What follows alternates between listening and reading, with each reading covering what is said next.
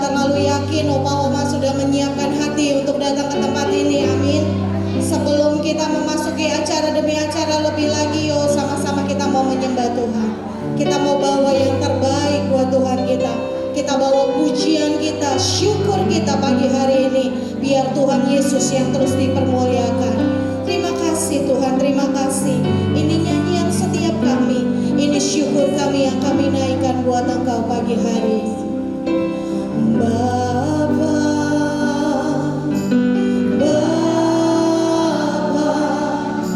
ku naikkan syukur padamu. Bapa,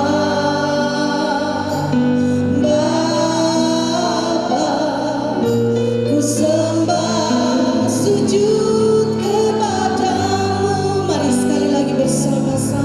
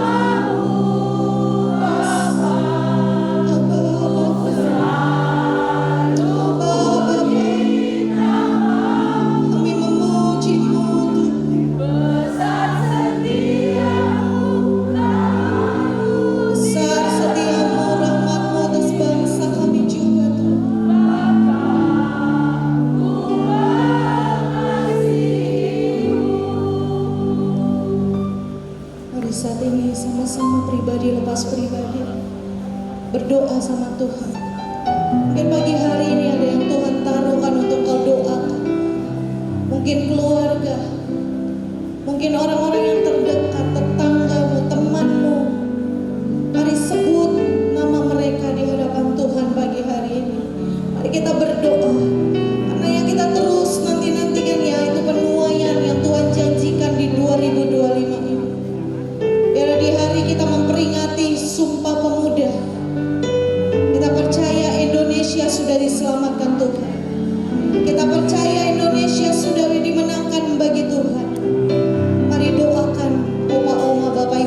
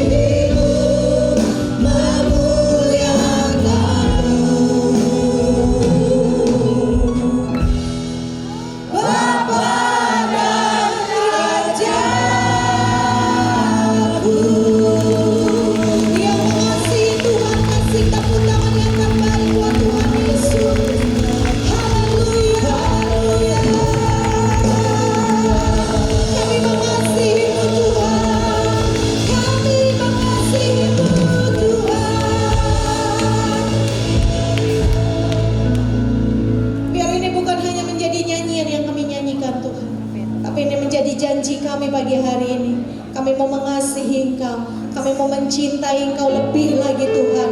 Bahkan seumur hidup kami Tuhan, kami mau katakan sekali Yesus, selama-lamanya Yesus dalam hidup kami. Terpuji-pujilah namamu Tuhan. Di dalam nama Tuhan Yesus yang mau bersuka cita lebih lagi buat Tuhan, sama-sama katakan amin. Kasih tepuk tangan yang terbaik buat Tuhan kita. Haleluya.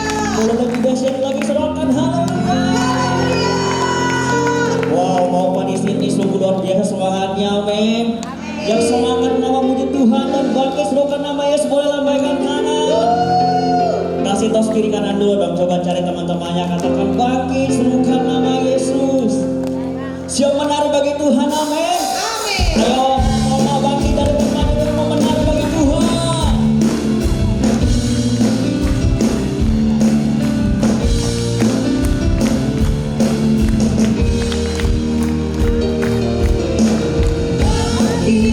Serukan nama Yesus, maju nyatakan kuasa-Nya.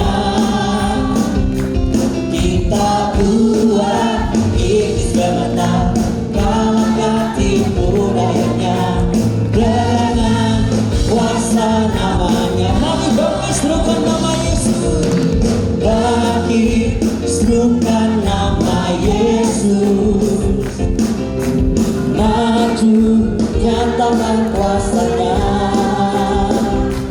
Kita buat iblis bermata, kalahkan tipu dayanya dengan kuasa namanya. Nama siapa? Nama Yesus, nama yang kuat. Nama Yesus batang benteng yang teguh. Nama Yesus kalah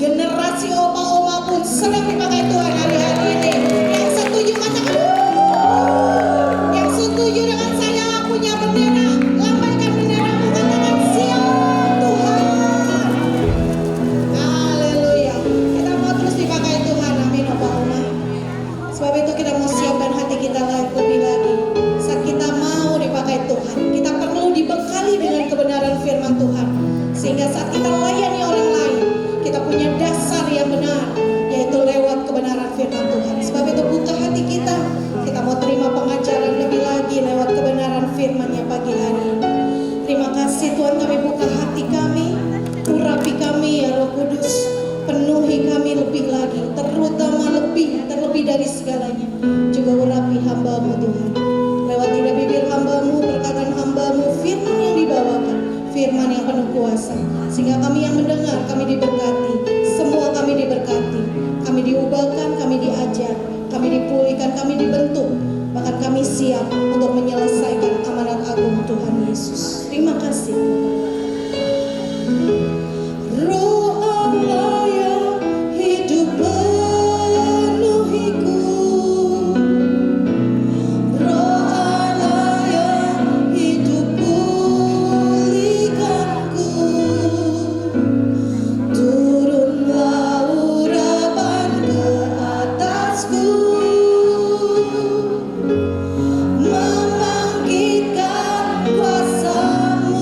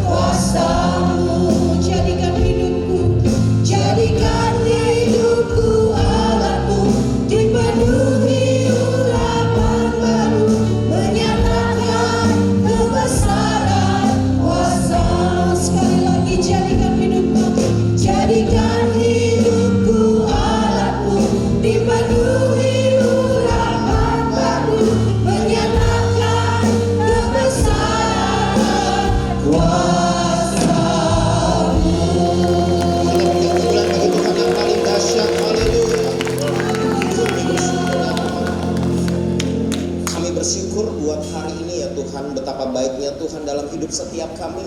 Kalau kami boleh ada sampai hari ini, kalau kami boleh kuat sampai hari ini, itu karena anugerah kebaikan Tuhan dalam hidup kami. Karena kekuatan Tuhan yang memampukan kami bisa berdiri sepanjang hidup kami sampai hari ini ya Tuhan.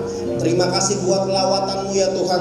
Terima kasih buat hadirat-Mu yang boleh memberkati dan melawat kami. Terima kasih buat worship leader, singer, tim musik, tim multimedia, dan kami semua yang sudah mempersiapkan jalannya ibadah pada pagi hari ini. Kami percaya di dalam ibadah umat hari ini ya Tuhan, setiap kami, setiap opa dan oma, setiap bapak dan ibu, setiap kami semua yang hadir berjumpa dengan Tuhan secara pribadi. Kami percaya ya Tuhan, esensi dari ibadah adalah perjumpaan yang otentik dengan Tuhan. Itulah kerinduan setiap kami, supaya kami pulang dari tempat ini tidak lagi sama. Ada sesuatu yang baru yang kami boleh bawa pulang. Ada berkat Tuhan yang kami boleh bawa pulang. Ada janji Tuhan yang boleh kami bawa pulang. Ada kepastian yang boleh kami bawa pulang yang daripada Tuhan. Terima kasih Tuhan. Kami percaya Bapa, pada hari ini kami juga rindu untuk mendengar firman-Mu. Biar Tuhan mengurapi hamba-Mu, urapi kami semua. Biar setiap kata kalimat yang disampaikan adalah isi hati Tuhan, yang memberkati, mengajar, menguatkan setiap kami. Dan kami percaya Tuhan, firman yang keluar dari Allah tidak pernah kembali dengan sia-sia. Kami percaya ya Tuhan, sampaikan firman-Mu dengan bahasa yang sederhana ya Roh Kudus, supaya kami boleh mengerti dan pulang diberkati. Sembunyikan hamba-Mu di balik salib-Mu yang kudus, biar Engkau yang semakin bertambah-tambah. More of you, less of me. Terima kasih ya Tuhan, biar Engkau yang bertambah-tambah, hamba-Mu yang semakin berkurang. Terpujilah nama-Mu Tuhan. Ini sesi-Mu, berbicaralah ya Tuhan dengan sebebas-bebasnya dalam hati dan pikiran kami. Kami sambut berkat firman-Mu di dalam hidup kami. Semua yang siap diberkati Tuhan oleh firman-Nya, dan yang disayang Tuhan boleh sama-sama katakan amin. Puji Tuhan. Saya persilakan Bapak, Ibu, Oma, Opa boleh duduk kembali. Terima kasih. Kakak-kakak yang boleh melayani di mimbar, saya percaya hari ini kita semua diberkati Tuhan. Amin. Salam kenal dari tempat ini. Sekali lagi sebelum saya memperkenalkan diri, saya mau menyampaikan ucapan syukur saya kepada Tuhan Yesus yang sudah memberikan saya kesempatan hari ini bisa melayani opa, oma, om, tante, bapak, ibu, saudara pada hari ini. Dan terima kasih juga buat Ibu Pendeta Hana dan pengurus yang boleh mengundang saya untuk bisa melayani di hari ini yang luar biasa. Sekali lagi dari mimbar ini saya mengucapkan Shalom. Shalom opa, oma. Ada sukacita, ada semangat. Puji Tuhan. Kasih tau sebelah kanan kirimu, bilang hari ini kamu keren banget, bilang gitu. Amin. Perkenalkan diri Bapak, Ibu, Oma, Opa, Om, Tante. Nama saya Alvin Immanuel. Saya melayani sebagai hamba Tuhan, sebagai pendeta full time. Saya berjemaat gereja lokal di Gereja Bethel Indonesia, Rayon 1D, GBI, Pulau Gadung Trade Center. Gembala saya, Bapak rohani saya, mentor saya, Pendeta Christian Tamtama. Saya di sana melayani sebagai tim penggembalaan dan melayani sebagai youth pastor di sana. Jadi memang pelayanan saya generasi muda, tetapi Tuhan percayakan juga untuk melayani generasi Opa dan Oma. Amin. Karena tadi worship leader mengatakan di zaman ini sampai tahun 2033 akan ada penuaian jiwa yang terakhir dan terbesar. Everyone akan mengalami perjumpaan dengan Tuhan dan mendengar kesempatan untuk memberita Injil dalam hidup mereka. Tetapi saya mau kasih tahu Opa, Oma, Om, Tante, berita baiknya Yoel 2 ayat 28 yang dipakai Tuhan 3 generasi. Generasi anak-anak, generasi Yeremia, dan juga generasi Opa dan Oma. Amin. Jadi bukan cuma generasi kami yang dipakai Tuhan, generasi Oma, Opa juga dipakai Tuhan. Amin. Bilang sebelah kanan kirinya, kamu siap dipakai Tuhan. Amin. Puji Tuhan. Saya bersama istri melayani di Pulau Gadung Trade Center, dan juga saya istri bekerja, dan saya yang full time menjadi hamba Tuhan sampai hari ini. Semenjak 2019 saya memutuskan untuk melayani Tuhan sepenuh waktu, dan sampai hari ini saya melayani Tuhan di dalam ibadah raya, di dalam jemaat umum, bahkan juga di generasi muda. Saya juga terlibat di dalam pelayanan sekolah Bapak Ibu Saudara. Jadi ada beberapa teman di sini yang memang tergabung dalam pelayanan sekolah, baik di Rayon 1D maupun secara personal. Dan saya juga terlibat di dalam pelayanan sekolah itu kalau setiap hari Jumat, bukan hanya dari 1D tapi juga seluruh DKI saudara. Saya tergabung, saya bertemu dengan banyak generasi muda. Karena pelayanan saya di generasi muda, di setiap pelayanan sekolah, baik sekolah demi sekolah, di setiap hari Jumat dari satu tempat ke tempat yang lain, dari utara ke selatan, dari barat ke timur, saya menjumpai banyak generasi yang lagi krisis. Karena itu kerinduan saya saya bisa dipakai Tuhan untuk memberkati generasi muda. Dan hari ini saya juga dipakai Tuhan untuk memberkati generasi opa dan oma. Amin. Ada hal yang buat saya sukacita, opa oma. Tahu nggak apa? Pertama, kita sedang merayakan apa? Memperingati Sumpah Pemuda. Dan yang kedua, sukacita buat saya di hari ini pertama kali saya berdiri di mimbar ini. Ternyata luar biasa ya, hadirat Tuhan cukup kuat di tempat ini. Saya percaya GBI Rayon 1 ini dipakai Tuhan untuk menarik jiwa-jiwa kalau hadirat Tuhan ditinggikan di tempat ini. Yang kedua, yang ketiga, di besok hari di tempat yang sama di ruangan ini ada generasi Yeremia berdoa. Anak-anak muda seperti Oma berkumpul di tempat ini untuk berdoa bagi bangsanya. Tapi yang keempat, yang memang sangat-sangat memberkati hidup saya, yang sangat-sangat saya nantikan. Opa Oma tahu? 28 Oktober hari ulang tahun saya. Oh, Om, ketemu lagi sama Om. Kemarin di ibadah raya ya, si Om melayani. Dan buat saya, ketika saya minggu lalu ketika saya berdoa sama Tuhan, di tahun ulang tahun saya, biasanya kalau kita ulang tahun selalu minta kado, betul? Sama Tuhan. Tapi saya bilang, Tuhan, saya cuma mau minta satu di ulang tahun saya di 28 Oktober besok. Nanti malam, tengah malam. Saya cuma minta semakin hari more of you, less of me. Semakin hari Tuhan yang bertambah-tambah dalam hidup saya. Saya yang semakin berkurang. Saya rindu Tuhan pakai saya juga rindu Tuhan pakai opa dan oma. Amin. Karena buat saya setiap kita bisa dipakai Tuhan. So, hari ini saya bisa melayani dengan sukacita dan saya bersyukur. Tadi nama saya adalah Alvin Immanuel. Kalau Bapak Ibu ketemu saya di luar, ada beberapa rekan saya di sini yang ternyata bekas juga teman lama, akhirnya bisa ketemu lagi di pelayanan yang sebelumnya. Nama saya Alvin, kalau ketemu panggil saja Kak Alvin apa kabar, Pak Alvin apa kabar, gitu ya. Saya juga nanti akan menyapa opa oma kalau keluar. Nama saya Alvin Immanuel. Immanuel dari kata Alkitab artinya Allah beserta kita. Tetapi nama Alvin itu menarik. Pada waktu saya merenungkan ternyata dari bahasa Jerman, opa, artinya sahabat semua orang. Tetapi papa mama saya waktu kasih nama Alvin bukan dari bahasa Jerman, ibu, tapi dari film Alvin and the Chipmunk itu kata dia. Dia bilang bagus banget namanya ini, kasihlah namanya Alvin itu ya. Tapi untungnya nggak ada Alvin the Chipmunk Immanuelnya, nggak ada gitu ya. Adanya Alvin Immanuel. Tapi saya bersyukur saya bisa menjadi sahabat bagi banyak orang. Saya bisa disertai Tuhan. Hari ini kita akan sama-sama diberkati Tuhan oleh kebenaran firman Tuhan. Amin. Pak Gembala saya pernah bilang gini, Alvin, kalau pesan mentor saya, Kak Kris bilang ini, karisma akan bawa kamu naik, tapi hanya karakter yang mempertahankannya di atas. Kalau saudara mau dipakai Tuhan, opa oma mau dipakai Tuhan, banyak intim sama Tuhan. Tuhan akan membentuk hidup kita untuk dipakai Tuhan sampai Tuhan datang kedua kali. Amin. Kalau saya bisa ada berdiri di tempat ini, itu bukan karena keinginan, tapi karena rencana Tuhan dalam hidup saya. Saya punya satu moto, Bu Hana.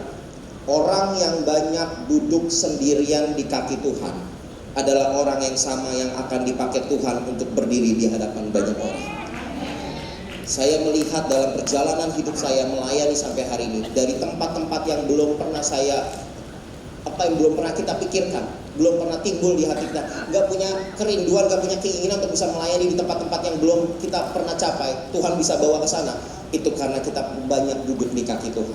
Hari ini saya suka cita lihat opa oma menari-nari, menjadi choir di depan. Saya kalau pelayanan generasi muda ya, kalau KKR, RTS dan sebagainya, anak-anak mudanya kadang ada yang masih malu-malu. Tapi hari ini saya bilang sama istri saya tadi, saya videoin, lihat opa oma aja tetap semangat dalam Tuhan. Amin. Kalau anak muda kan nggak mau, malu gitu kan. Tapi kalau opa oma bisa kuat di dalam Tuhan, saya percaya generasi muda juga harus lebih semangat lagi dalam Tuhan. Hari ini ada satu tema yang boleh dibagikan buat bapak ibu saudara, buat om dan tante di sini, opa dan oma, bicara tentang legacy. Sama-sama bilang legacy. Legacy artinya apa? Warisan, betul. Nah, ada banyak peristiwa di dunia ini yang Bapak Ibu Saudara tahu, kesuksesan dan kejayaan seseorang belum tentu bisa diulang kembali pada generasi berikutnya. Kita lihat di dalam Alkitab ada kisah siapa? Musa mewariskan. Legasinya Musa siapa? Yosua. Yosua punya legasi lagi gak? Nggak ada. Makanya masuk zaman hakim-hakim. The darkness chapter, zaman kegelapan bagi bangsa Israel, di mana mereka tidak punya pemimpin sampai nanti muncul Samuel, baru Tuhan mendatangkan Saul dan Daud dan seterusnya. Zaman hakim-hakim adalah zaman di mana tanpa regenerasi, zaman di mana kegelapan terjadi, zaman di mana mereka jatuh dan bangun. Tuhan kirim pembebas, Tuhan kirim hakim-hakim, tetapi mereka jatuh lagi dalam dosa. Mereka nggak punya satu role model, mereka nggak punya satu panutan. Itu yang terjadi dalam hidup mereka. Hari ini kita mau belajar supaya hidup kita tidak seperti di zaman hakim-hakim, tetapi di zaman ini kita punya legacy. Sama-sama bilang legacy. Mari kita belajar, boleh klik berikutnya. Kita baca dulu ayatnya dari Yosua pasal 4 ayat 19 sampai 24. Bapak Ibu mungkin yang bawa Alkitab boleh silakan lihat di Alkitab saudara, tapi saudara yang tidak bawa boleh lihat ke layar dalam terjemahan baru edisi yang kedua. Dikatakan demikian, ayat 19 kita baca sama-sama 3, 2, 1. Bangsa itu naik dari Sungai Yordan pada tanggal 10 bulan pertama, dan mereka berkemah di Gilgal di batas timur Yeriko. Ke-12 batu yang diambil dari Sungai Yordan itu ditegakkan oleh Yosua di Gilgal. Lalu ia berkata kepada orang Israel, apabila di kemudian hari anak-anakmu bertanya kepada ayahnya, apa arti batu-batu ini? Kamu harus menjelaskan kepada anak-anakmu demikian. Orang Israel telah menyeberangi Sungai Yordan ini di tanah yang kering. Boleh klik berikutnya, ayat 23 dibilang ini, Tuhan Allahmu telah mengeringkan Sungai Yordan di depan kamu, sehingga kamu dapat menyeberanginya, seperti yang telah dilakukan Tuhan Allahmu dengan laut Keberau. Laut itu dikeringkannya di depan kita, sehingga kita dapat menyeberanginya. Ayat 24 sama-sama 3, 2, Kamu harus 24 ya. Kamu harus menjelaskan kepada anakmu demikian, orang Israel telah apa? Menyeberangi Sungai Yordan di tanah yang kering. Nah, kita melihat bahwa orang Israel punya pengalaman yang sama dengan sebelumnya. Apa? Keluar dari tanah Mesir, Laut Tebrau dibelah dua. Mereka berjalan di tanah kering. Pengalaman itu diulang kembali waktu Yosua memimpin. Tadinya Musa memimpin, Yosua memimpin. Dan ketika diulang kembali, yang dibuat Tuhan mengeringkan Sungai Yordan. Makanya saya mau ajar saudara gini, Bapak Ibu Saudara. Pelajaran penting dari kitab Yosua ketika bangsa Israel tiba di mana? Di Gilgal. Dan di sini dikatakan gini. Ayat yang sebenarnya ayat ini ada kesalahannya. Maaf Bapak Ibu ya. Jadi ketika kata Gilgal itu, di mana di kata Gilgal itu dikatakan tempat di mana orang Israel berada, mereka berkemah di Gilgal. Di situ dikatakan gini. Dalam bahasa aslinya kata Gilgal itu artinya circle, sama-sama bilang circle. Sama-sama bilang lingkaran. Nah, saya menuliskan di sini kata Gilgal dalam Alkitab berarti circle atau the circle of stone, mengingatkan mereka bahwa ada batu-batu yang disusun, ya, yang dibuat dan sebagainya. Ya, ketika mereka membuat monumen of stone di sana. Nah, supaya mengingatkan orang Israel bahwa di Gilgal ada sebuah monumen yang mengingatkan apa yang sudah dikerjakan Tuhan dalam hidup mereka, supaya mereka mengingat pekerjaan Tuhan di sana. Dan ini menjadi legacy buat orang Israel. Kalau Tuhan sudah mengerjakan apa yang baik dalam hidupnya, kalau Tuhan sudah mengerjakan mujizat dalam kehidupan orang Israel. Nah, ini menarik ya Bapak Ibu Saudara. Yang pertama kita lihat ada setidaknya ada 3 hal di dalam hidup. Boleh klik berikutnya. Coba kita lihat dulu. Ada penjelasan dari spiritual legacy. Spiritual legacy adalah warisan rohani yang diberikan oleh satu generasi kepada generasi berikutnya, supaya apa? Spiritual relationship yang dibangun oleh generasi sebelumnya tidak terputus atau hilang di generasi berikutnya. Jadi bisa dikatakan legacy adalah a mark on the world that can be erased. Legacy itu adalah sebuah tanda di bumi ini yang tidak dapat dihapuskan. Sama seperti batu tadi, mengingatkan. Tapi menarik, mereka ada di mana? Di Gilgal. Arti kata Gilgal apa? Lingkaran. Kalau kita ngomongin lingkaran, tidak terputus. Tapi hari ini kita ngomongin legacy, menunjukkan legacy diberikan supaya generasi satu ke generasi yang lain tidak terputus. Jadi kita bisa mengingat kenapa Tuhan membuat monumen itu dibuat sama Yosua di Gilgal untuk mengingatkan legacy. Nah, pertanyaannya, legacy apa yang bisa kita wariskan buat anak-anak kita, buat generasi kita berikutnya? Setidaknya ada 3 yang saya catat di sini. Boleh klik berikutnya. Yang pertama, warisan iman. Sama-sama bilang warisan iman. Ulangan 6 ayat 6 sampai 7. Kita baca yuk 3, 2, 1. Apa yang kuperintahkan kepadamu pada hari ini, haruslah kau taruh dalam hatimu. Haruslah kau mengajarkannya berulang-ulang kepada anak-anakmu dan membicarakannya ketika engkau duduk di rumahmu atau sedang dalam perjalanan, ketika engkau berbaring atau bangun. Ayat ini disampaikan oleh Musa. Ayat yang terkenal di ayat yang keempat, dengarlah orang Israel. Bapak Ibu bisa baca di rumah. Tuhan itu Allah kita, Tuhan itu Esa. Shema Yisrael, Eloheinu Echad. Eloheinu Echad, sorry ya. Jadi Tuhan kita itu Allah kita, Tuhan itu Esa. Jadi untuk menegaskan bahwa Allahnya orang Israel itu Allah yang sejati dalam hidup mereka, dalam iman mereka. Nah, ketika pesan ini diberikan kepada orang Israel, kebiasaan orang Yahudi, boleh klik berikutnya. Saya mau kasih tahu buat Bapak Ibu Saudara, kebiasaan orang Yahudi sejak masa kecil mereka sudah dididik sama firman Tuhan.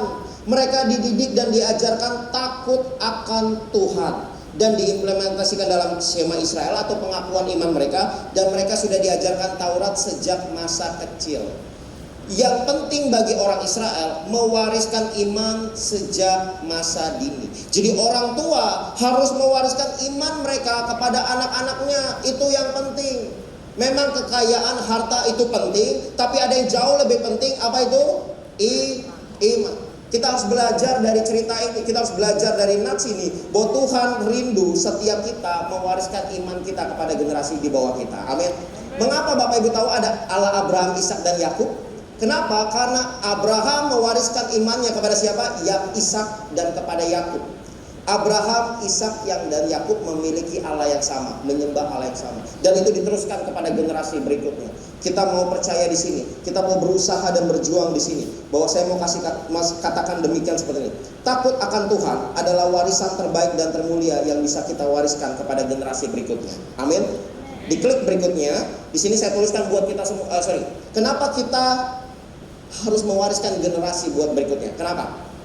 Saya tuliskan di sini Bapak Ibu Saudara. Karena pengalaman saya melayani generasi demi generasi muda, itu mereka ngalamin yang namanya krisis. Sama-sama bilang krisis. Yang pertama LGBT.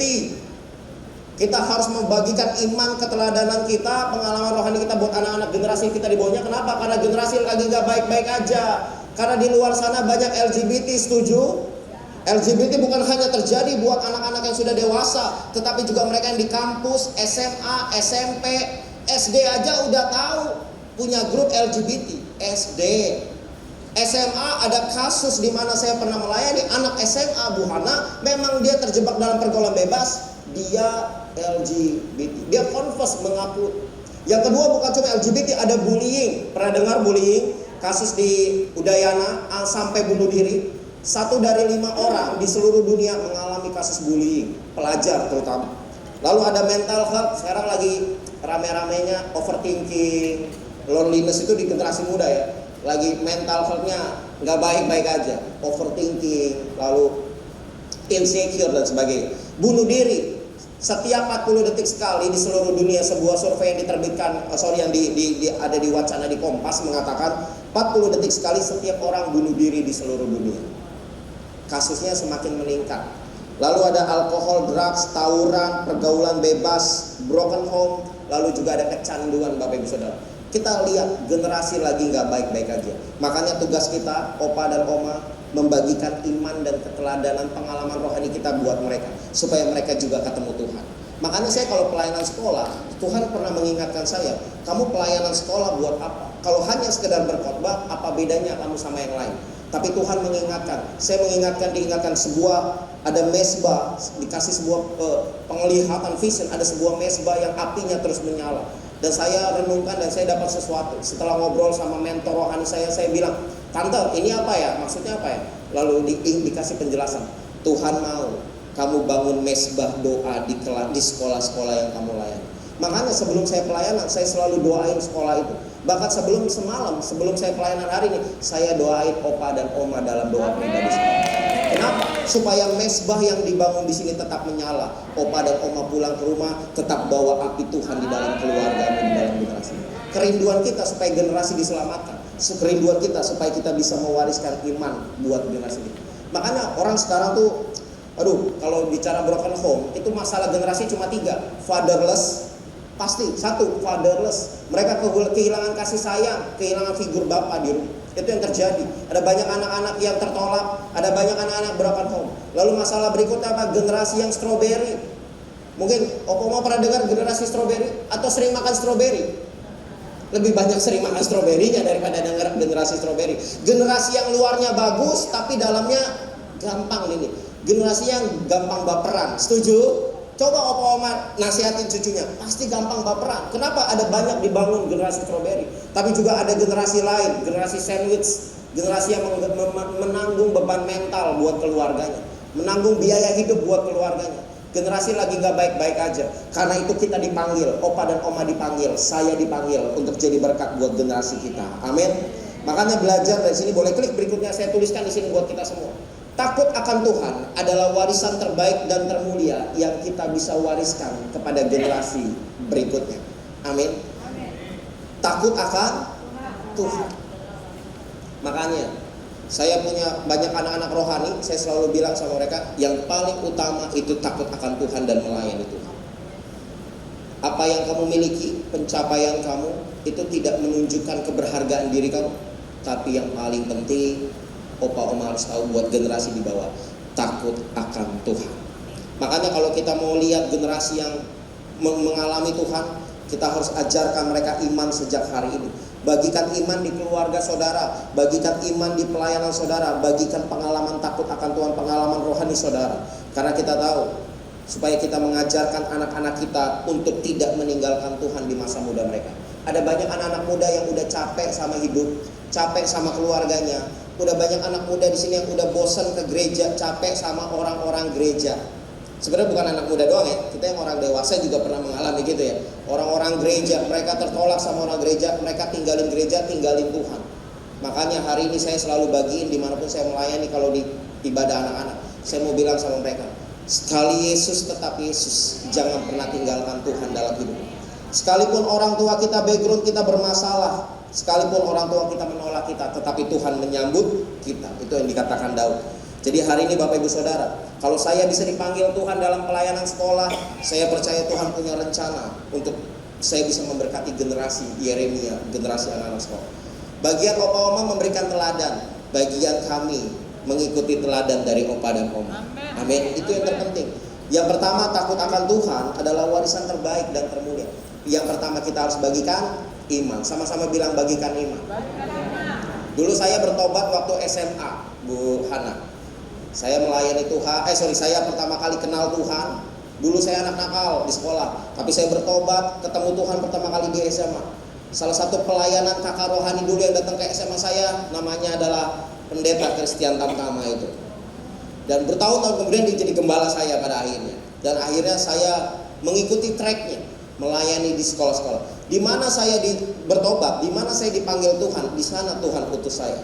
Dan kerinduan saya, Opa Oma tetap jadi teladan buat kami, dan saya akan memberikan teladan juga buat generasi di bawah saya. Amin. Sama-sama bilang, saya harus jadi teladan iman. Sekali Yesus tetap Yesus. Yang kedua, boleh klik di sini saya tuliskan buat kita. Warisan apa yang bisa kita bagikan? Warisan keteladanan. 2 Timotius 3 ayat 10 dalam terjemahan sederhana Indonesia dibilang ini. Anakku, kamu sudah mengikuti ajaran dan teladan saya. Tujuan hidup saya sudah menjadi tujuan hidupmu. Kita sudah mempunyai keyakinan yang sama. Cara kita mengasihi sesama, bersabar, serta bertahan dalam kesusahan juga sama. Pelajaran kedua yang harus kita bagikan adalah warisan teladan. Kenapa? Karena ada pepatah. Boleh klik berikutnya, ada pepatah dibilang gini, seorang anak bukanlah pendengar yang baik, tetapi peniru yang baik. Di sini saya pernah lihat status hamba Tuhan besar, dia menuliskan begini, ayah jaga hati, ayahnya bilang gini ke anaknya, nak hati-hati dalam melangkah di hidupmu. Anaknya bilang, ayah juga hati-hati dalam melangkah karena saya juga mengikuti langkah ayah. Ini bicara apa? Anak-anak mengikuti teladan dari orang tua. Kalau yang pertama kita bagiin pengalaman rohani kita, yang pertama kita bagiin iman kita, yang kedua kita harus meneladani, membagikan kehidupan kita. Teladan atau yang kita sebut role model. Saya percaya di dalam Alkitab Musa menjadi teladan buat Yosua. Amin.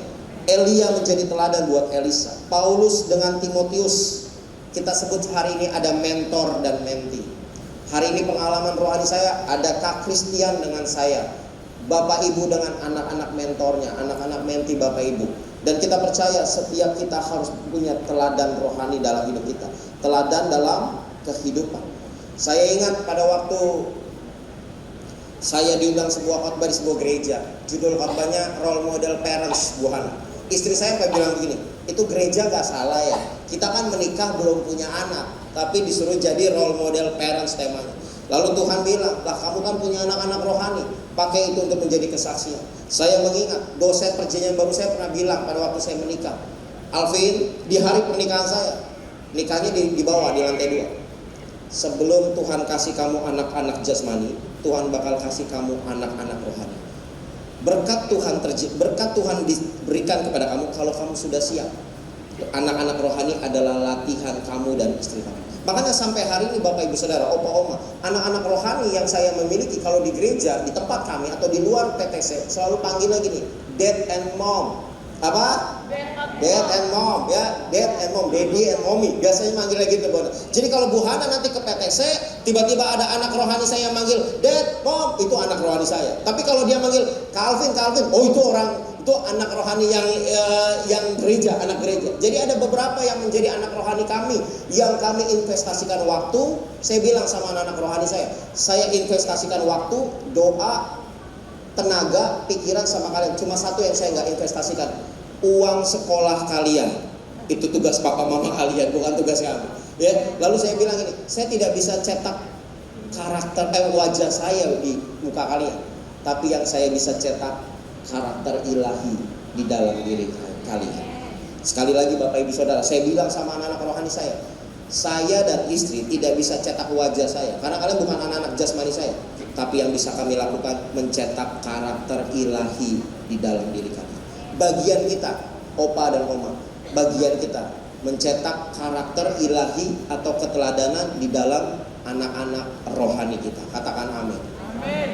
Siapa yang di sini mau menjadi teladan di dalam kehidupan, supaya bisa jadi berkat buat generasi di bawah kita, buat jadi berkat buat anak-anak kita, buat cucu-cucu kita, anak-anak dari anak-anakmu akan melihat berkat Tuhan.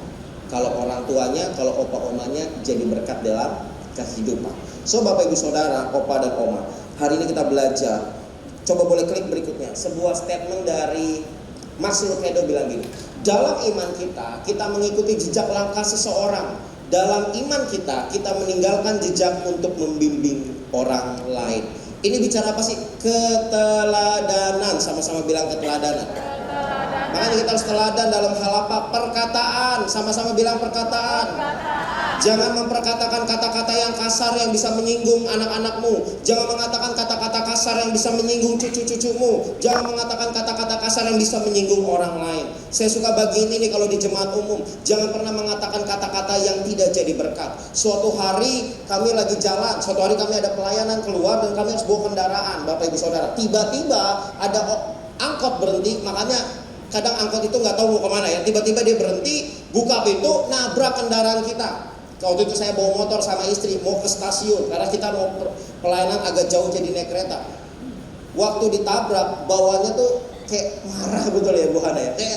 Tapi kita ingat hamba Tuhan. Kita jangan memperkatakan kata-kata yang kata-kata yang kayak orang dunia gitu. Terus kaget kita kan. Lalu ya udahlah langsung kita masuk parkir. Tahu nggak saudara? Untung kita nggak marah-marah. Tahu nggak saudara siapa yang turun dari angkot? Waktu turun dari angkot dia bilang, Pak Pendeta saya minta maaf ya, ternyata jemaat saya gitu. Untung nggak saya marah-marah. Coba Bapak gimana sih, ternyata jemaat gitu ya. Jadi kita harus menjaga teladan perkataan kita. Sama-sama bilang jaga perkataan. Kalau ada orang ngomongin, tetap mengucap syukur. Kalau ada orang yang bikin hati kita kesel, kita jangan marah balik. Kalau ada orang yang marah-marahin kita di jalan, seringkali kalau di jemaat umum saya suka begini. Kadang opa, kalau di lampu merah, itu yang belakang kan suka klakson tuh ya, padahal lampu merah. Tapi yang belakang tuh pengennya jalan terus, ya nggak sih? Sampai, woi jalan, tin. Kadang bikin kita kesel nggak sih? Bikin kita kesel. Tapi kita harus punya teladan. Kita nih hamba Tuhan. Kita harus punya teladan, taat sama aturan. Walaupun orang di belakang udah marah-marah ya, biasanya kayak gitu ya, udah marah-marah, ngatain kita lagi, ya kan? Wah, kalau udah ngatain orang di jalan, kalau ngatain itu parah banget memang. Tapi kita harus jaga hidup, jaga teladan, supaya kita bisa bagiin buat generasi kita di bawahnya. Saya punya pengalaman rohani yang bisa jadi teladan, bukan hanya perkataan, tapi juga tindakan pelayanan. Amin. Makanya Bapak Ibu Saudara, sekali lagi ada sebuah contoh, boleh klik berikutnya. Sebuah contoh dibilang gini, dari Desmond Tutu, seorang pendeta hamba Tuhan, seorang pemenang dari Nobel, kelahiran 1931 sampai 2021, pada waktu beliau di Afrika. Dia bersama ibunya mengalami yang namanya diskriminasi warna kulit, orang kulit putih dan kulit hitam. Suatu hari ada seorang kulit putih yang selalu baik sama keluarganya, sama waktu hamba Tuhan ini masih kecil. Dia bertanya sama ibunya, "Mah, itu siapa?" Lalu ibunya bilang ini, "Dia seorang hamba Tuhan, dia cinta Tuhan Yesus." Sejak saat itu, setelah dia banyak mengalami diskriminasi, Desmond Tutu bilang, karena melihat orang ini, dia kerindu untuk menjadi hamba Tuhan. Hari ini, dia juga jadi hamba Tuhan setelah dia dewasa. Dia dipanggil Tuhan di tahun 2021, tapi dia ingat sebuah cerita waktu dia masa kecil. Ada orang yang memberi teladan dalam hidupnya, sehingga dia bisa mencontoh. Hari ini, setiap kita, boleh klik berikutnya. Saya tuliskan di sini buat kita. Let our action inspire others. That's a role model. Bagian kita ngapain? Pak, Bu, Oma, Opa, bagian kita ngapain? Bagian kita cuma satu, membagikan tindakan kita untuk menginspirasikan orang lain. Itu yang namanya role model. Teladan, sama-sama bilang teladan. Bilang sebelah kanan kirimu, yuk jadi teladan buat anak cucu kita. Ya. Jadi teladan. Ya. Kalau anak kita nggak ngasih uang bulanan, doain supaya diberkati, uang bulanannya lancar. Kalau cucu kita agak badung, doain supaya anak cucu kita menjadi anak yang baik, pandai, dipakai Tuhan. Amin. Jangan diomel-omelin. Kadang kan anak kecil suka tantrum, opa oma. Tantrum itu suka marah-marah gak jelas. Handphonenya diambil, marah-marah. Ada anak keponakan saya sukanya main Roblox. Nah kalau Robloxnya diambil, handphonenya diambil, marah-marah. Udah marah-marah suka banting barang. Kayak gitu. Jadi terkadang kita harus sabar. Makanya yang bagian kita adalah doain, biar Roh Kudus campur tangan, biar kita dipakai Tuhan, supaya anak cucu kita diberkati Tuhan. Jadi orang baik-baik. Amin. Nah, kita bagikan yang namanya role model. Yang ketiga, yang terakhir, boleh klik. Di sini saya tuliskan yang ketiga, apa yang bisa kita bagikan. Yang pertama apa tadi? Teladan iman, warisan iman. Yang kedua, warisan keteladanan. Dan yang ketiga, yang terakhir, boleh klik. Kita harus membagikan yang namanya warisan visi dan pencapaian. Yang ketiga, boleh ditampilkan, oke baik. Warisan dari visi dan pencapaian. Dalam 1 Tawarik pasal 28 ayat 10 sampai 19 dibilang gini. Camkanlah sekarang, sebab Tuhan telah memilih engkau untuk mendirikan sebuah rumah menjadi tempat kudus. Kuatkanlah hatimu dan lakukanlah itu. Semua itu terdapat dalam tulisan yang ditunjukkan tangan Tuhan yang meliputi aku, berisi petunjuk tentang segala pelaksanaan rencana itu. Singkatnya Bapak Ibu Saudara, di bagian yang ketiga, belum bisa ditampilkan ya. Di bagian yang ketiga, kalau tadi yang pertama warisan iman, ya Om. Bagian yang kedua warisan teladan, bagian yang ketiga apa? Warisan visi dan pencapaian. Ayat yang barusan saya baca bicara bagaimana Daud punya kerinduan bangun bait suci. Cuma Daud punya kesalahan, tangannya penuh dengan darah, Tuhan menolak Daud. Yang diberikan siapa? Rencananya diberikan kepada siapa? Diwujudkan di dalam diri siapa? Salomo. Makanya saya mau bilang gini, kalau kita udah bagiin iman kita, kalau kita sudah mewarisi teladanan kita, ada satu yang harus kita wariskan. Apa yang udah kita capai hari ini, apa visi Tuhan yang udah dibagikan buat kita dalam hidup kita. Saya percaya dari generasi Opa dan Oma, dari Ibu Hana harus punya tongkat estafet untuk melanjutkan kegerakan ini atau melanjutkan pelayanan ini. Amin. Karena kan gak selama-lamanya Ibu Hana bersama dengan kita, gak selama-lamanya saya juga bersama dengan Bapak Ibu. Kita bakal bergantian dengan generasi berikutnya. Makanya kita harus membagikan visi dan apa yang udah kita capai ke generasi berikutnya untuk dilanjutkan. Boleh klik berikutnya. Saya tulis di sini. Menarik Bapak Ibu Saudara. Daud memang pernah ditolak Tuhan karena membangun rumah Allah, tetapi Daud tidak pernah ditolak Tuhan di hatinya.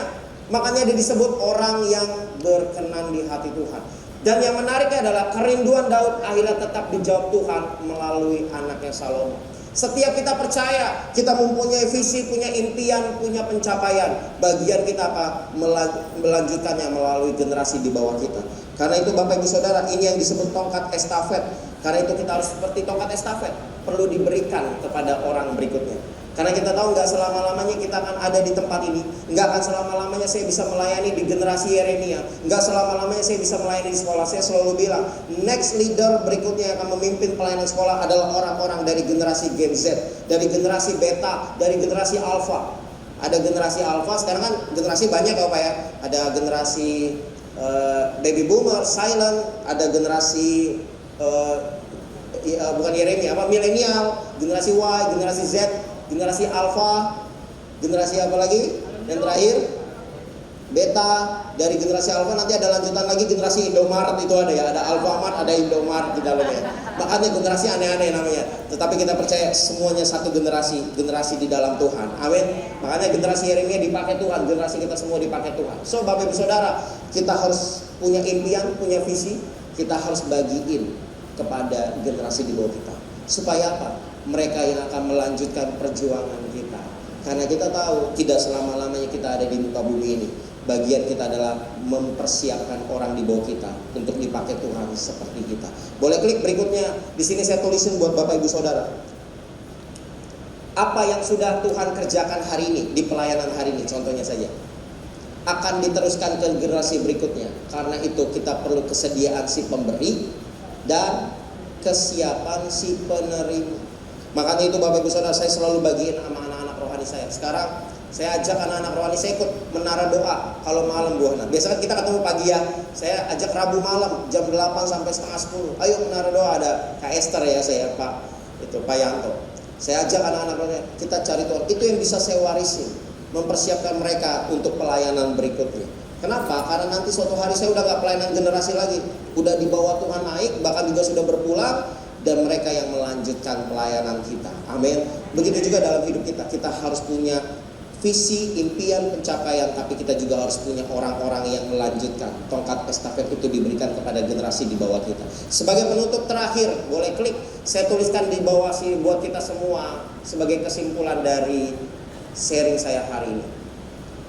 Yang terakhir boleh ditampilkan, saya tuliskan di sini buat Bapak Ibu Saudara. Terkadang warisan nilai kekayaan itu penting, tetapi ada yang jauh lebih penting, yaitu warisan nilai kekekalan. Jauh lebih penting, berharga daripada sekedar warisan nilai kekayaan. Saya mengundang tim musik, saya mengundang worship leader segera naik, kita akan tutup dalam doa. Karena itu Opa dan Oma, selamat memberikan legacy bagi generasi di bawah Opa dan Oma. Sama-sama bilang, saya mau memberikan legacy. Saya mau memberikan legacy. Bilang kanan kirimu, ayo kita wariskan apa yang bisa kita wariskan buat anak-anak cucu kita. Amin. Siapa yang di sini mau memberikan warisan yang terbaik buat generasi di bawahnya, buat anak cucunya? Harta, kekayaan penting, tapi yang jauh lebih penting nilai-nilai kekekalan. Apa yang pertama? Iman, teladan, visi dan pencapaian. Mari kita satukan hati dan kita berdoa. Terima kasih Tuhan, kami bersyukur betapa baiknya Tuhan dalam hidup kami. Kalau kami boleh dipakai Tuhan sebagai generasi senior, tetapi kami percaya generasi di bawah kami juga membutuhkan keteladanan kami, membutuhkan contoh dalam hidup kami. Karena itu kami mau dipakai Tuhan lebih lagi untuk jadi berkat buat generasi di bawah kami. Pakai kami ya Tuhan, pakai setiap kami Tuhan. Di masa tua kami, dalam hidup ini adalah sebuah kesempatan untuk kami boleh menjadi berkat, menjadi teladan buat anak-anak rohani kami. Terima kasih Tuhan, inilah legacy yang bisa kami berikan. Di Sumpah Pemuda ini, kami punya satu kerinduan. Kami bisa membagikan hidup kami, nilai-nilai kekekalan di dalam kehidupan kami kepada generasi kami di bawahnya, kepada anak-anak cucu kami, supaya mereka juga dipakai Tuhan seperti kami, supaya mereka juga bisa mengenal Tuhan seperti kami, supaya juga mereka bisa mengalami Tuhan seperti kami. Terima kasih Tuhan, terima kasih Bapa. Di dalam nama Yesus kami sudah berdoa dan bersyukur. Yang diberkati Tuhan, yang disayang Tuhan, sama-sama katakan amin. Kasih tepuk tangannya yang lebih keras lagi dong, Oma.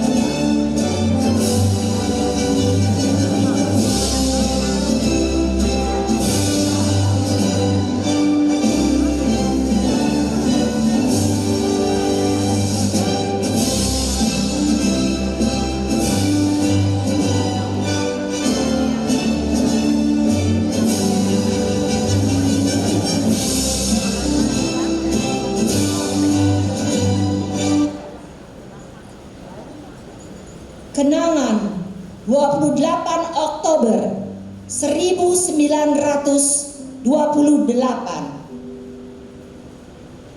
Fajar kesadaran telah tiba. Pemuda bangun melahirkan cita-cita. Di Kramat Raya mereka berjumpa.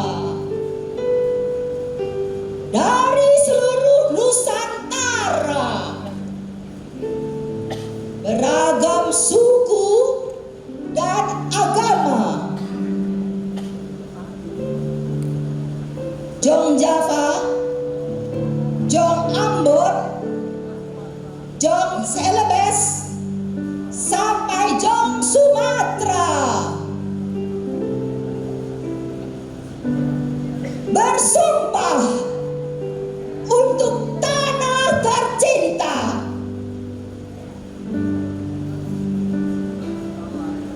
Ikrar mereka menggetarkan sejarah, merasuki sanubari dan darah, menular ke pelosok penjuru negeri, membangkitkan pejuang ke ladang bakti. Tekad mereka tertambat di hati untuk tidak dijajah lagi. 28 Oktober 1928,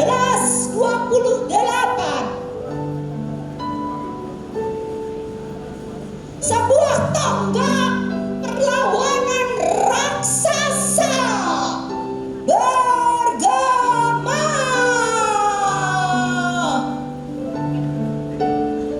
Menggelora kaum muda untuk menggalang persatuan.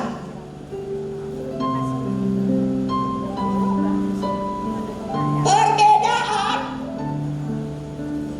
ditanggalkan dan tidak dijadikan hambatan.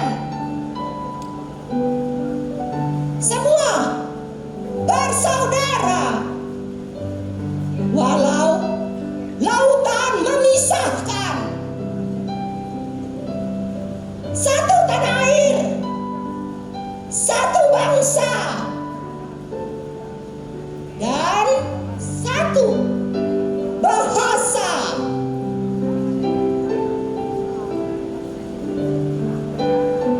Sumpah itu tak akan pudar ditelan zaman, menjadi nahoda perjalanan bangsa.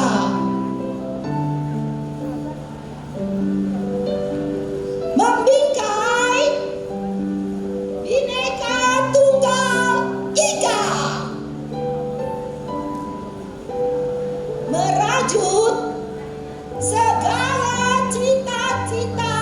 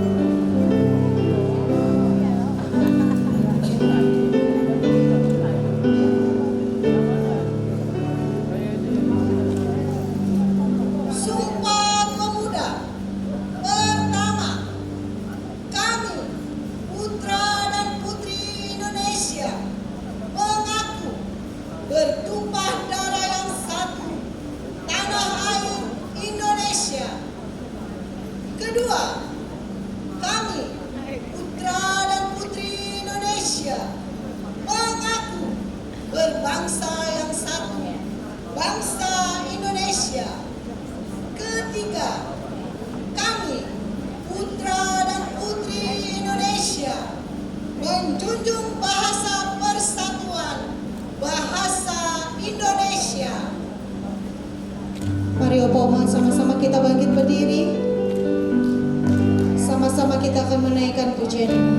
Satu nusa, satu bangsa, satu bahasa kita. Tanah air pasti jaya untuk selama-lamanya. Indonesia pusaka, Indonesia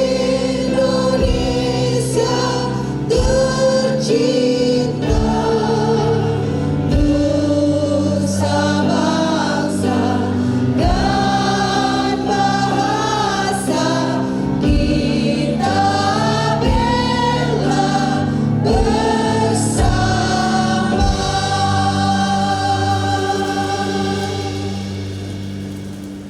Kita akan menyanyikan Bangun Pemudi-Pemuda.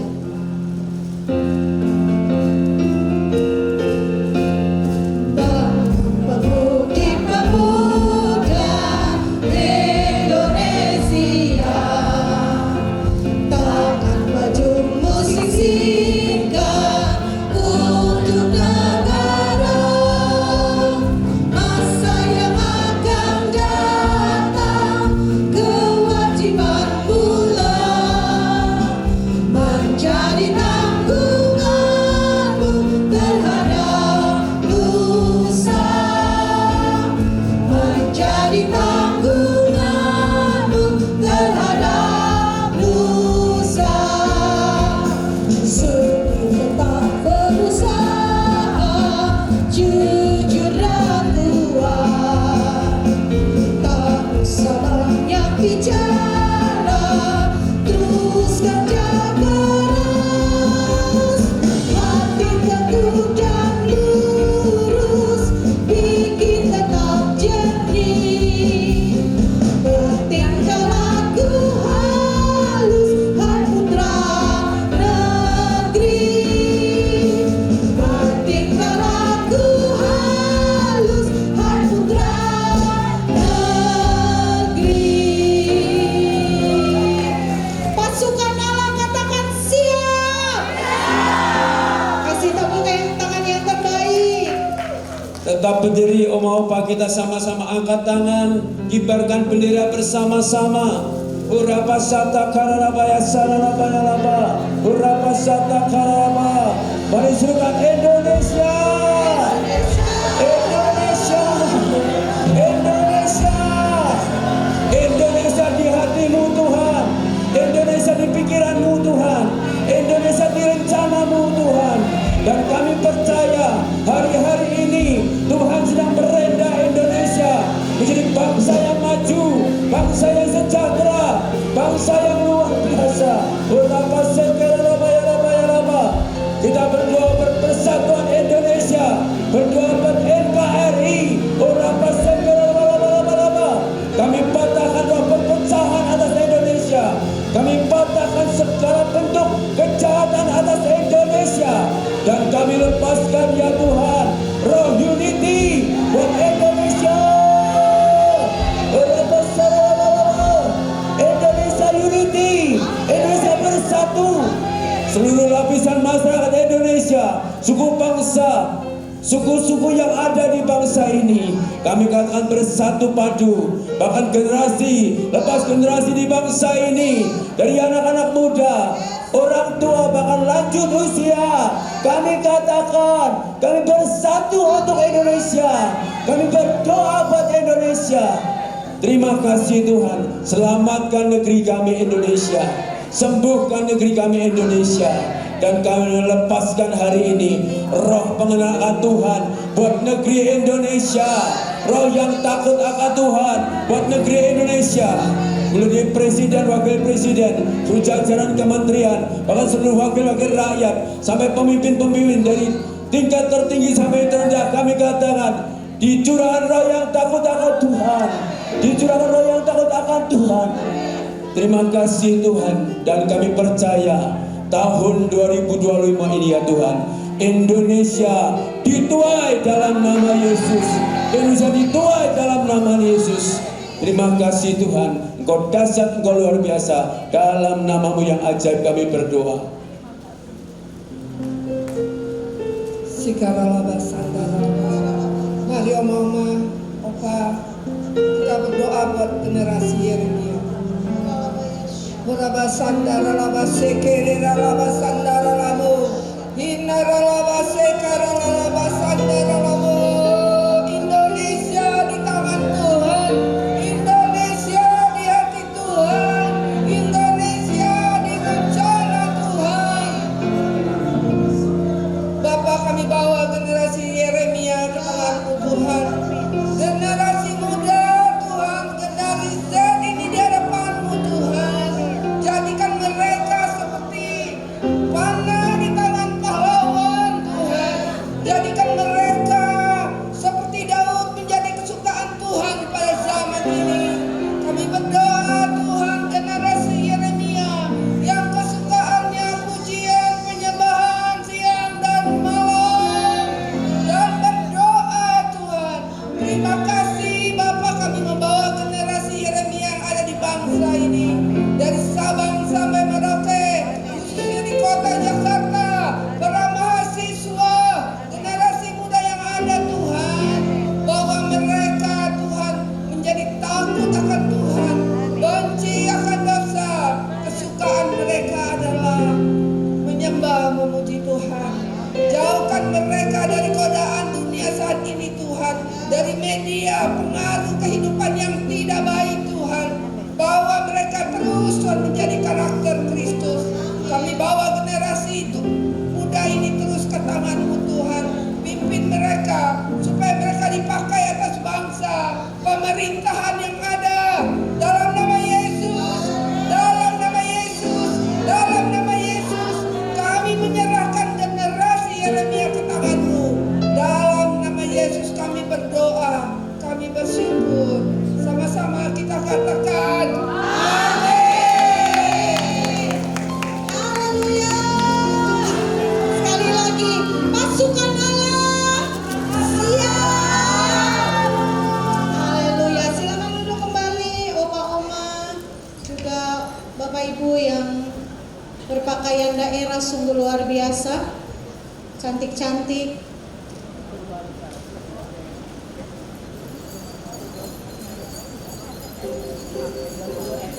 Puji nama Tuhan. Berapa banyak yang diberkati dengan hari ini, setiap acara demi acara PPW firman Tuhan, bahkan boleh penampilan yang luar biasa dari teman-teman semua opa-oma yang ada di tempat ini.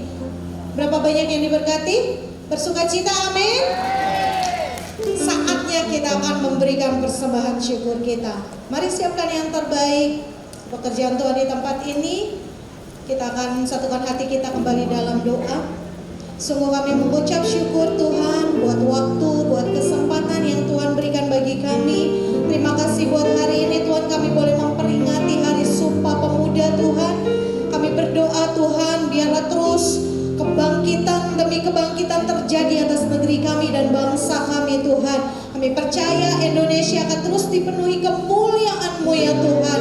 Kerajaan-Mu datang dan kehendak-Mu yang jadi atas negeri kami Indonesia. Bapak, sebentar kami diberi kesempatan untuk kami menabur, sucikan, kuduskan setiap persembahan kami. Kami memberi karena kami mengasihi Tuhan, dan kami rindu memberkati pekerjaan Tuhan di tempat ini, khususnya wadah ini Tuhan, untuk memperlebar kerajaan-Mu Tuhan. Kami memberi dengan rasa syukur hanya di dalam nama Tuhan Yesus yang siap memberi. Sama-sama katakan amin.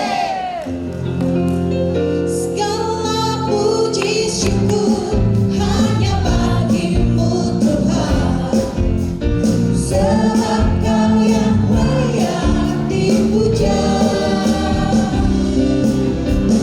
Kami mau bersorak tinggikan nama-Mu. Haleluya. Sekali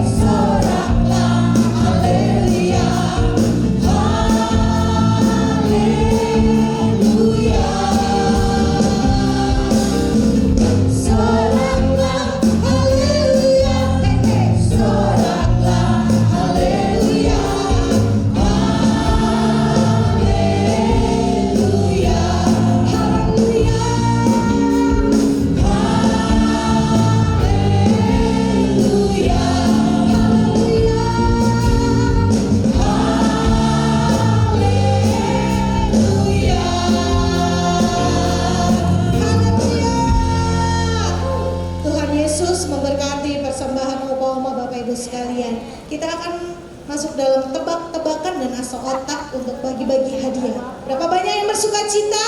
Amin. Sorakan wuh. Saya panggil Ibu Dian. Ini pertanyaannya bukan dari firman Tuhan. Saya percaya oma opa waktu zaman sekolah masih pada ingat.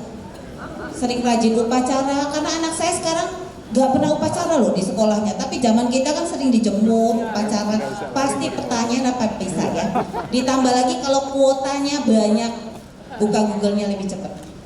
Ya, oke. Pertanyaan tentang Sumpah Pemuda. Tolong dilihat teman-teman yang angkat tangan pertama ya. Pertanyaan pertama, Sumpah Pemuda adalah momen penting. Apa tujuan dari Sumpah Pemuda? Ya, yang pakai baju biru.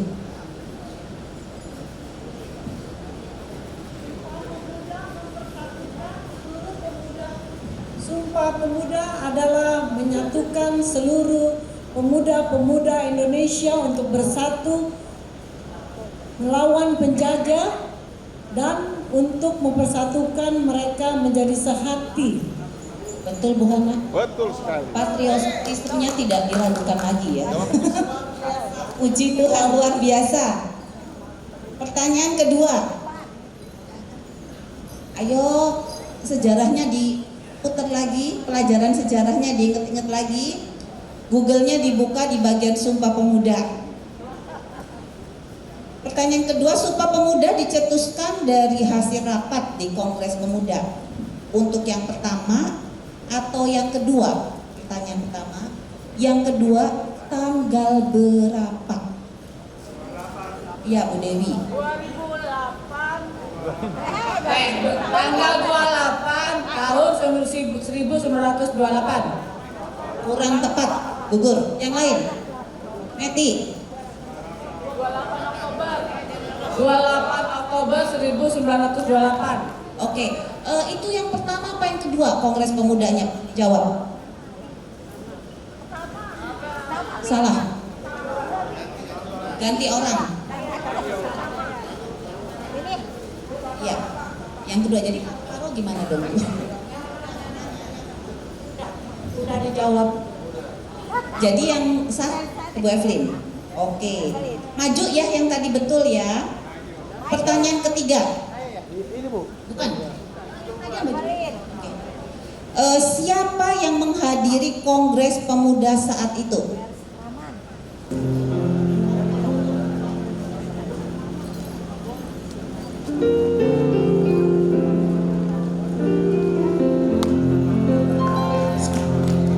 Sekali lagi kita kasih tepuk tangan buat para pemenang yang menjawab soal-soal sejarah. Hebat loh Pak Oma di sini loh. Saya aja nggak tahu jawabannya. Ya, kita mau siapkan hati kita akan mengakhiri ibadah kita hari ini. Yuk sekali lagi kalau yang masih kuat boleh bangkit berdiri. Kiranya Engkau memberkati aku berlimpah-limpah dan memperluas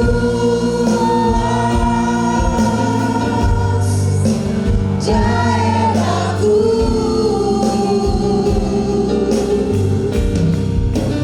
Dan kiranya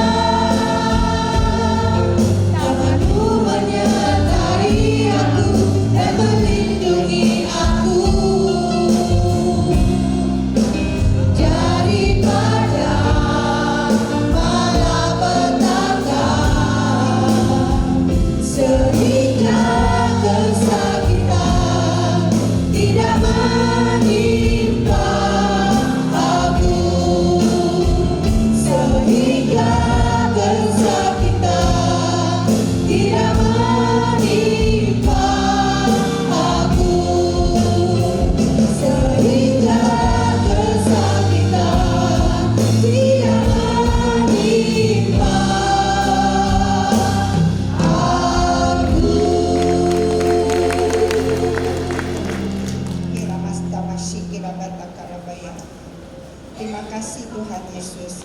Buat hari ini Tuhan, Engkau hadir di tempat ini Tuhan. Terima kasih Tuhan Yesus. Tuhan, kami berdoa syafaat untuk para pemimpin kami, Presiden dan Wakil Presiden. Tuhan, Kau berkati Presiden dan Wakil Presiden kami ya Tuhan. Berikan hikmat-Mu ya Tuhan, roh yang takut akan Tuhan, sehingga dapat memimpin bangsa Indonesia ini dengan takut dan gentar kepada Engkau. Tuhan, berilah satu kesatuan hati kepada bangsa Indonesia ya Tuhan. Jauhkan bangsa Indonesia dari huru hara, dari roh pemecah belah. Tuhan, jauhkan. Biarlah Indonesia penuh dengan kemuliaan-Mu Tuhan. Dan berikanlah Indonesia kemakmuran ya Tuhan Yesus. Terima kasih Tuhan Yesus.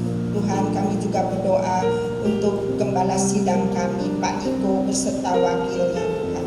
Kau berikan visi dan misi-Mu ya Tuhan. Berkati Pak Niko dan wakilnya Tuhan, biar bisa mengembalakan jemaatnya dengan setia dan takut akan Engkau ya Tuhan Yesus. Berkati juga Tuhan gembala rayon kami, Pak Kiki beserta wakilnya Tuhan.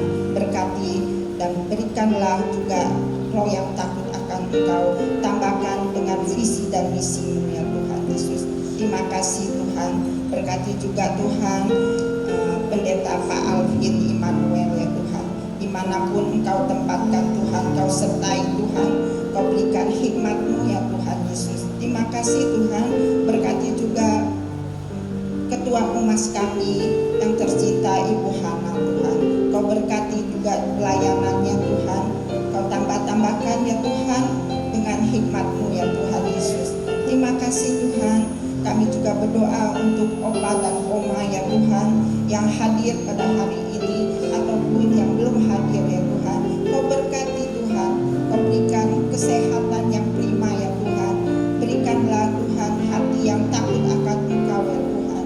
Kami juga berdoa ya Tuhan untuk generasi Jeremia Tuhan, anak-anak kami, cucu-cucu kami ya Tuhan. Berikanlah roh yang takut akan Engkau ya Tuhan Yesus. Terima kasih Tuhan. Kami juga berdoa untuk para pemimpin Indonesia Tuhan. Juga kami berdoa Tuhan untuk WL, singer, para pemain musik Tuhan.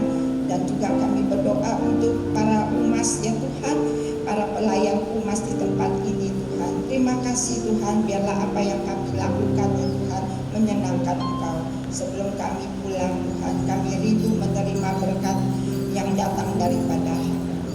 Mari Bapak Ibu, Oma dan Opa yang dikasih Tuhan, kita bangkit berdiri, kita buka hati, kita mau terima berkat daripada Bapa. Biarlah berkat kasih karunia daripada Bapa turun melimpah atas Bapak Ibu, Oma dan Opa yang dikasih Tuhan. Berkat Abraham, Ishak dan Yakub, berkat jasmani, berkat rohani, berkat kekuatan ilahi, bahkan berkat kekuatan untuk menjadi seorang yang meninggalkan legacy, meninggalkan warisan iman, warisan teladan, warisan visi kepada keturunan-keturunan kita, kepada anak cucu menantu kita. Di dalam nama Tuhan Yesus, kekuatan ilahi boleh mengalir atas kehidupan kita, mulai sekarang sampai selama-lamanya, sampai Tuhan Yesus datang kedua kali menjemput kita di awan yang permai. Sama-sama yang dikasih Tuhan katakan amin.